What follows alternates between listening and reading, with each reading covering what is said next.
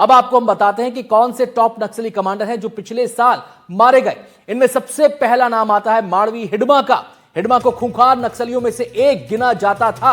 और दूसरा नाम है बसवा राजू का। इसे नक्सल संगठन का सबसे बड़ा रणनीतिकार माना जाता था। तीसरा नाम है जयराम उर्फ चलपति का। चौथा नाम है नक्सली सुधाकर का। अगला नाम है नक्सली भास्कर का। इसके अलावा नक्सली रेणुका और खूंखार नक्सली गर्जला रवि भी इस फहरिस्त में शामिल हैं। यानी एक के बाद एक इन नक्सलियों का सफाया होता चला गया और एक के बाद एक लगातार कामयाबी हमारे सुरक्षा बलों को मिलती चली गई। तो नक्सलवाद खात्मे के कगार पर है और इसलिए हम कह रहे हैं कि नक्सलवाद से फाइनल फाइट। पिछले साल मारे गए 6 बड़े नक्सलियों की बात, अब बात करते हैं उन नक्सलियों की जो फरार हैं, जिन पर सबकी निगाहें टिकी हैं, क्योंकि 2-3 चेहरे ऐसे हैं जो अभी भी सुरक्षा बलों के लिए चिंता का विषय है, क्योंकि ये बड़े चेहरे हैं। नक्सलवाद के 3 बड़े नक्सली फरार हैं। इन नक्सलियों में सबसे पहला नाम आता है गणपति का, जिसे माओवादियों का ब्रेन कहा जाता है। गणपति पॉलिट ब्यूरो का मेंबर है और उसके ऊपर 25 लाख रुपए का इनाम घोषित है और एक खूंखार नक्सली के रूप में इसे जाना जाता है। इसके अलावा फरार नक्सलियों की फहरिस्त में दूसरा जो नाम आता है वो है मिशिर बेसरा का, जो ERC का प्लानर भी है। मिशिर बेसरा पर करीब 1 करोड़ रुपए का इनाम घोषित है। इससे आप अंदाजा लगाइए कि कितना खूंखार है ये और कितना इंपॉर्टेंट है सुरक्षा बलों के लिए। इस लिस्ट में तीसरा नाम है पापाराव का, जो अब तक जवानों के हाथ से दूर है। पापाराव की पहचान एक खूंखार नक्सल कमांडर के तौर पर होती है और इस पर भी करीब 50 लाख का इनाम घोषित है। हम सीधे अपने संवाददाताओं का रुख करेंगे। हमारे साथ नीलेश त्रिपाठी रायपुर से जुड़ रहे हैं। नीलेश, आपसे हम जानना चाहेंगे, आज एक और कामयाबी मिली, इसको लेकर राजधानी में इस समय क्या मंथन चल रहा है? जो डेडलाइन है उसके करीब हम पहुंच रहे हैं धीरे धीरे। आने वाले दिनों में और क्या तेजी आने वाली है इस अभियान के अंदर? पुनर्वास में क्या तेजी आने वाली है? क्या डिटेल्स मिल पा रही?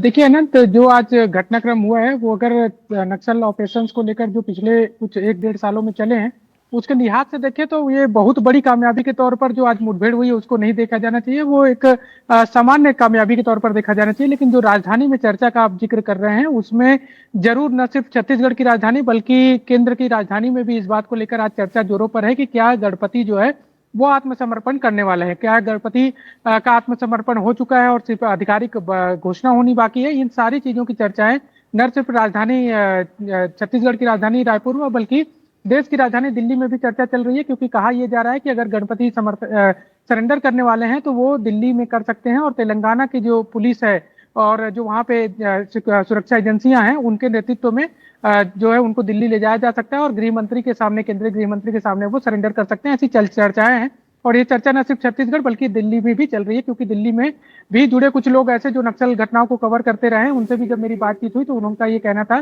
कि दिल्ली में ही उसका सरेंडर अगर होना है तो हो सकता है। अब बड़ी बात यह है अनंत की ये छत्तीसगढ़ और गणपति को किस तरह से देखा जाना चाहिए, तो ये भी एक बड़ा महत्वपूर्ण बात है कि छत्तीसगढ़ में जब नक्सल मूवमेंट हुआ था, शुरुआत कह सकते हैं नक्सलियों के आने का 90 के दशक में, 80 के एकदम लास्ट और 90 के दशक में, तो उस समय सिर्फ पनाहगार के तौर पर या सेफ जोन के तौर पर छुपने के लिए नक्सली इस जगह का उपयोग करते थे। लेकिन गणपति ही वो शख्स है जो सिद्धारमैया जो थे कोंडापल्ली सिद्धारमैया, जब उस समय पीपुल्स वार ग्रुप के जो महासचिव थे, उनको उनकी बातों को दरकिनार करते हुए अपना एक समर्थन जुटाया उन्होंने और इस बात को लेकर लोगों को जो संगठन में बड़े नेता थे उनमें सहमति बनाई कि छत्तीसगढ़ में भी नक्सल मूवमेंट की शुरुआत करनी चाहिए। यहाँ पर भी घटनाएं जो हैं या फिर अपने लोगों को जोड़ने का काम करना चाहिए। ये गणपति ही था।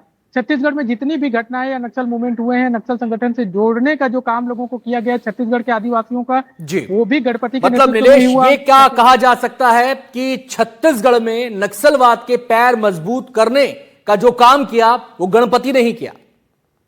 बिल्कुल अनंत, न सिर्फ पैर मजबूत करने का काम बल्कि छत्तीसगढ़ ने जितना दंश झेला है नक्सल हिंसा को लेकर पिछले कम से कम 95 के बाद से अब तक, उसमें सबसे बड़ी भूमिका गणपति की ही मानी जानी चाहिए। क्योंकि जी आते हैं नीलेश, आपके पास आते हैं, हम सीधे रुक करेंगे विकास तिवारी का। विकास, आपने सुना नीलेश की बात को कि रायपुर से लेकर और दिल्ली तक एक चर्चा का बिंदु बना हुआ है कि गणपति का सरेंडर हो सकता है, आधिकारिक घोषणा होनी बाकी है। ऐसी बातें, ऐसे संकेत मिल रहे हैं। आपके पास क्या जानकारी है, क्योंकि आपने इस नक्सल संगठन को बहुत करीब से देखा है, उनके गढ़ों में जाकर आपने रिपोर्टिंग की है, खुद को जोखिम में डालकर आपने रिपोर्टिंग की है, क्या जानकारी आपके सूत्र आपको बता रहे हैं? देखिए, अगर पत्रकारों के बीच की चर्चा बात को अगर सुना जाए तो ये बात सही है कि जो हमारे साथी नीलेश ने कहा कि बस्तर से लेकर रायपुर और रायपुर से लेकर दिल्ली तक आज ये चर्चा सबसे प्राथमिकता पे रही कि गणपति कभी भी सरेंडर कर सकता है या सरेंडर कर चुका है, तो उसकी आधिकारिक घोषणा होनी बाकी है। लेकिन जो विश्वस्त सूत्र या खुफिया एजेंसियां हैं जिनसे हमारी बातचीत होती है, या जो शीर्ष स्तर के अधिकारी हों या शीर्ष स्तर के जो समर्पित माओवादी हैं, उनसे जो हमारी लगातार बातचीत होती है, उस आधार पर मुझ तक ये जानकारी मिली है कि अभी ऐसी कोई सूचना नहीं है। ये केवल एक व्हाट्सएप के जरिए फैला एक खबर है, जिस पर आधिकारिक तौर पर कोई भी प्रामाणिकता नहीं है, ना ही खुफिया एजेंसियों को, ना ही पूर्व जो शीर्ष माओवादी हैं उनको भी। तो हालांकि ये है कि गणपति एक बड़ा प्रोफाइल है, और देखा जाए तो माओवादी संगठन में फिलहाल जो सबसे दो बड़े प्रोफाइल हैं उसमें मिसिर बेसरा और गणपति ही शेष हैं, जिसमें सर्वोच्च अगर देखा जाए तो गणपति है। लेकिन ये भी है कि 2018 के बाद से ही वो निष्क्रिय, और उसके बाद से जब से बसवराजू ने कमान संभाली और उसके बाद फिर उनकी मौत हुई, फिर ये माना जा रहा था कि देवजी के हाथों में पूरे माओवादी संगठन की कमान है। हालांकि देवजी ने भी समर्पण कर दिया, लेकिन देवजी के आधिकारिक तौर पर कमान संभालने की कोई माओवादियों ने इस बात की सूची या ऐसा कोई प्रेस नोट जारी नहीं किया था, बल्कि जो शीर्ष स्तर के माओवादी समर्पण कर रहे थे उनके द्वारा इस बात को खारिज जरूर किया जा रहा था कि बसवराजू की मौत के बाद माओवादियों की कोई बैठक संपन्न ही नहीं हो पाई जिससे देवजी को महासचिव चुना जा सके। और आज जब देवजी वापस लौट कर आ चुके हैं तो वो भी केवल एक पुलिस ब्यूरो के तौर पर, ना कि माओवादी संगठन के महासचिव के तौर पर। एक खबर और अक्सर विकास हवा में तैरती है कि जो 3 बचे हुए बड़े चेहरे हैं, कहीं ये देश की सीमाओं से परे तो नहीं है, और इनमें तीनों की भी बात आती है। ये भी हो सकता है, ये भी कहा जाता है कि हो सकता है कि 1-2 जा चुके हों यहां से और कहीं किसी सुरक्षित जगह पर वो मौजूद हों। देखिए, अगर गणपति की बात करें तो उनको लेकर, इस बात को लेकर हमेशा चर्चा होती है कि उनको या तो बर्मा की तरफ में, सॉरी, या तो वो नेपाल की तरफ में है, शिफ्ट हो चुके हैं देश के बाहर। लेकिन अगर मिसिर बेसरा की बात की जाए तो मिसिर बेसरा इन दिनों झारखंड के इलाके में है।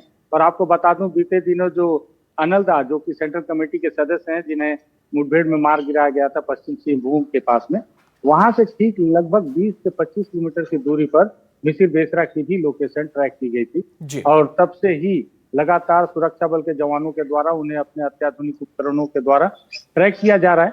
हाँ, लेकिन दिक्कतें यहाँ हैं कि आप आसमान से तो ट्रैक कर सकते हैं, लेकिन जमीनी स्तर पर मिसिर बेसरा के द्वारा भी तैयारियां बहुत बड़ी की गई हैं। उनके द्वारा लगातार वो आईडी बम प्लांट किए गए हैं। कई बार जवानों के द्वारा कोशिशें की जा रही हैं, लेकिन जवान घायल हो जा रहे हैं, जिससे उन्हें लौटना पड़ रहा है आईडी बम की चपेट में आकर। तो इस बात से कहता है कि मिसिर बेसरा इस वक्त झारखंड में।